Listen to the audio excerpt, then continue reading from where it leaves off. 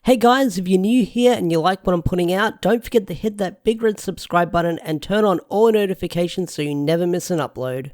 So, issue 9 of Mighty Morphin is a fantastic issue, and once again, Ryan Parrott has knocked it out of the park with the character setup, the story writing, and the build-up we're getting moving forward in this comic, because next month is going to be a doozy, and issue 9 is the springboard of what we'll be getting next month with the cliffhanger we were left on at the end of this issue. So without further ado, let's talk about Mighty Morphin issue number 9 by Boom Studios.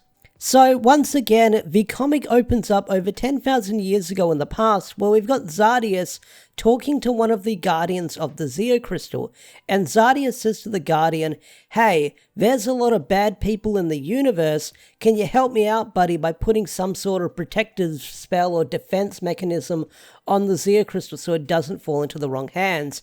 And this is some interesting stuff we see in the flashback, because if you watched Mighty Morphin Season 3, one of the things with the Zeo Crystal is, if you're an evil person or you're a bad guy, or the Zeo Crystal detects the evil within your soul or something like that, it damages you or tries to send you to the Shadow Realm or kills you and stuff like that. So you actually get to see the lore of that spell being placed on the Zeo Crystal in the TV show. And that's really cool. But Zarya is doing this for his own gain, because we kind of know what the character's true motive is by reading the comic entirely. We know that he's the mastermind behind the Imperials. So the flashback does end with Zarya with a menacing look on his face saying, "On behalf of the universe, thank you," because you know that this guy's plotting for his own personal gain about how he wants the Zeo Crystal and wants it for himself, which is probably why the dude's on the planet Earth and why he wants to take out Zedd, but we'll get into that in a little bit. So, after that flashback, we then cut to the present day where things are back to normal, well, normal as they can be for our heroes, where the Rangers are back in high school getting a bunch of tests and quizzes and exams from Miss Appleby, and I do love the banter that Rocky and Adam have together where they say, "Hey, you sure not she's an undercover putty," and stuff like that with all this homework we're getting. And then after that, you get Matt, where he has to leave the classroom because Promethea needs him. And this is where we have the whole public superhero versus secret superhero, where Matt's sort of a superhero that's on call that can leave whenever he's needed, whenever the world needs him or Promethea needs him. And the Rangers have it very differently, where they kind of can't leave school, they have to stay in there, and they have to keep their identity secret. So it's a really interesting dynamic we get to see between the two characters. And we'll get into that in a bit later with another scene we get in this comic. So after the whole Matt being excused from class, we then cut to Bulk and Skull talking to Brady. And if you don't remember Brady is the competitor to the Bulk and Skull podcast that we saw in Go-Go issue 24, I believe. And that's when we saw them interacting with Bulk and Skull. It's how we saw the introduction to Skull meeting Candace in that flashback as well. Candace was hanging out with him, and then Skull saved him, and then they started dating and stuff like that. That's those characters if you don't remember them. So Skull says to Brady, "Hey, you had your cameras running the whole time when we were in the dome, when we're in the shield, so can I please look at the footage to see if anything was up or if you caught anything, because I don't remember what happened, I just woke up and she was gone." So Brady says to Skull, "Alright, I'll show you, but Bulk has to wait at the juice bar." So after that, we kind of don't get an answer on what Skull is going to see, but no doubt about it, we're going to get some big reveal with the character moving forward. So that's going to be very interesting. So while this is all going on, you've got Kimberly and Aisha talking, where Aisha says to Kimberly saying, "Hey, we need to tell him about what's up." And Kimberly says, "What exactly can we tell him? Sorry, your girlfriend's an alien and are trapped on the moon. I want to tell him as much as you do, but it's going to take a lot more than the truth to help out Candace right now." So after that, we then cut to Candace on the moon, where she's given food by Squat and Babu, but she's not eating any of it. And she says to the two of them saying, "Hey, if you put your hands through those bars, I'm probably going to break them off, and they're going to be in several pieces when you pull them out," which is a badass line. I love that. And then after that, she messes with them. She fucks with their head, saying, "Hey, if you let me out of here, I promise I'll go easy on you. And if you don't, I'll have to make you." And they're like, "Hey, how are you going to make us do that?" And she goes, "Well, I'm an Eltarian, and I can read minds. So I don't know if she was bluffing or anything, because these guys are really stupid. So she says, hey, you're thinking of a planet, the first name starts with I'm thinking of the first letter of that name and an animal of the planet, and you're thinking of an elephant. So Squat kind of breaks and runs out of the room screaming, saying, get out of my head. So whether this worked or not, or the guy's really stupid and he thought it worked, I don't know, but it was a fun little scene. I did like the artwork and the whole mind games that Candace played with these two characters. It was a really cool scene. I liked it a lot. So after that, we then cut to Angel Grove Dog Park, where the Rangers have picked up a Chaos Putty signal and they're trying to figure out where it's coming from. While this is going on, they run into Matt, who is doing the same thing, and Matt can take off his helmet, where the Rangers make a few remarks saying, oh, it sure is nice to take off your helmet.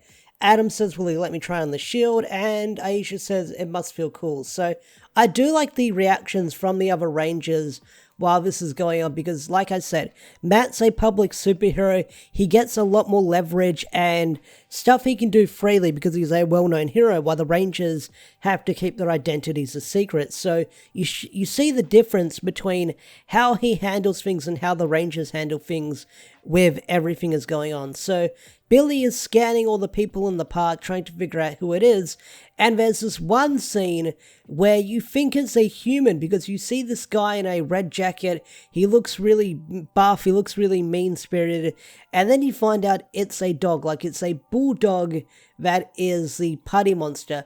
And this putty monster for the dog design, or the Chaos Putty dog, looks really freaking cool. I love this design. This design looks freaking badass. So after this, the Rangers jump into action, and this is where you have Matt and Tommy showing off and trying to one-up each other. And they don't really get to one-up each other because they stand around there arguing, and while they're arguing, the Rangers use the power blaster and blow it to smithereens. So the whole rivalry between Tommy and Matt, a lot of people aren't a big fan of it, but because it makes Tommy come off as a huge dickhead, but yeah, it does make Tommy look a little human and possibly jealous with what Matt is doing right now with him having the power coin and stuff like that. But no doubt about it, during this arc, Matt and Tommy are going to put their differences aside and probably team up. But like I said, once again, this is another rivalry for Tommy to have, where he comes off being a bit of a dickhead compared to other Rangers he's met before. So it's an interesting way to write the character with how he views Matt and how he doesn't like him, but I'm curious to see where this argumenting and all this fighting is going to go and how it's going to be resolved in a couple of issues or later down the line, because it's an interesting dynamic that these two characters have when they're arguing. So that's something, and I can't wait to see where that goes moving forward. So after that, everyone except for Billy is transported to the command center, where Zordon reveals to the others that Billy was the one who stole the dragon coin and was helping Grace behind the scenes at Promethea. And this is where Zordon also revealed, saying, hey, I'm also letting Billy go. We're going to kind of fire him at the moment and find a suitable replacement because Billy can't be trusted. And that's freaking crazy that Zordon wants to let Billy go. I understand what he did was wrong. He was only trying to help. But Zordon wants to fire someone who's had your back since the very beginning, since you recruited him, and he had one fuck up, and Zordon wants to let him go. Something like this. That is crazy that Zordon wants to replace Billy. So the line is, Zordon says, for now, I'm restricting Billy's access to the command center and other vital areas. However, we need the Rangers at full power. He will remain on the team until a suitable replacement can be found, which is freaking bonkers. Bonkers that Zordon wants to do that. So everyone tries playing with Zordon, saying, hey, isn't this a little bit too much? Maybe we should give him a warning. He knew what he was doing and did it anyway, so there should be some consequences, but this is like too much. And Zordon goes on this little bit of a tangent saying, hey, when I was a guardian of Eltar, I didn't agree with the decisions of my superior, but I awarded their trust in me by showing them faith and loyalty. And he says that bonds is what protects the universe, and once a bond is broken, it's impossible to repair. which I do wonder if that plotline is going to come into play later down the line, where the Rangers will put their faith in Billy and the bond will be fixed by the end of this arc. So who knows what's going on there, but I still can't get over that Zordon said, hey, let's replace Billy. That's just crazy. I wonder where that's going to go later down the line if it happens in the comics. So the whole Billy discussion is kind of interrupted because Zarya shows up to talk to the Rangers and Zordon. And whenever this guy's on screen, I'm like, fuck this guy. This guy is behind the Imperials, so you know he can't be trusted because you kind of know he's doing shady stuff in the background if you've been keeping up with Power Rangers and you saw that big reveal last month with that issue. So this guy is very two-faced. So he's bantering with Zordon, cracking jokes. The Rangers are in shock that someone is able to talk to Zordon like that, and they're kind of surprised that Zordon used to brag back in the day and stuff like that. But there's an interesting typo in this comic where Aisha talks to Zarya saying, hey, why would a leader of Eltar come all the way to Earth? And Zarya addresses her as Aisha Taylor. Now, I don't know if that's a typo because Zach's last name is Taylor, Aisha's last name is Campbell, so I don't know if that is a typo or Zarya's got it wrong on purpose. So I'm guessing it's a typo, mistakes were made and stuff like that, but if it is a typo, it will probably get corrected either in an update on the digital store or in the combined issue later down the line. So that's an interesting typo they made in the comics that I noticed when rereading it and doing this review. So Zarya says, hey, I want to form an alliance between Eltar and the people of Earth, and that way we can work together to bring down Lord Zedd, because together you've been fighting alone for too long. Alright, next up we've got the final few pages where Candace is on the moon in her jail cell doing push-ups and Lord Zedd confronts her.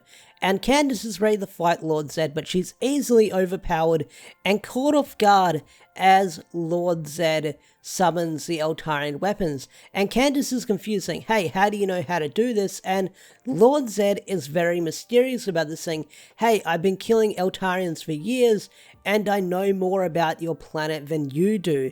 And this confuses Candace, saying, hey, you're lying, you're bullshitting me, you're trying to play games with me, you're probably going to brainwash me or something. And Lord Zedd then says to her, saying, hey, I know more about your planet than you do. I'm not going to torture you. I have no intention of doing that, but sit down.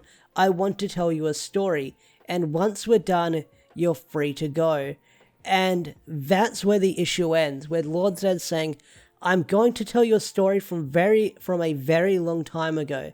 So that is hinting at the whole flashback we're getting next month with the Zordon flashback we're getting, the big Zordon flashback we're teasing. So if the whole theories and speculation of Lord Zedd being someone from Eltar is true, that's going to be crazy, because I've been predicting that for the longest time, and if that actually comes true, we actually get the reveal of that at the end of this issue, or next issue, I'm going to freaking scream, because that's going to feel good to be having a prediction that was right. But that's where the issue ends, where Lord Zedd says, hey, sit down, I'm going to tell you a story from a long time ago.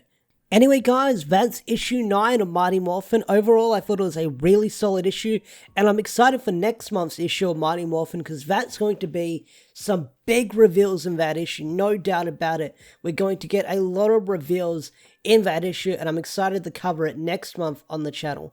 But what did you guys think of issue 9 of Mighty Morphin? Did you love it? Did you hate it? What are your speculations? What are your theories on what you might think will happen next in the comic moving forward? Tell me in the comment section down below. I'd love to hear your thoughts, I'd love to hear your opinions and stuff like that. Special thanks to all the members such as Swagger4 and Andrew McCoyle. If you want to get your name shouted out like these guys over here, become a member on the Patreon or on the YouTube page for special shoutouts and your name in the credits of every video moving forward. With that said, I'm going to bring this video to a close. Thanks for watching, and I'll see you guys in the next one. Peace out, take care. Thanks for watching. Bye-bye.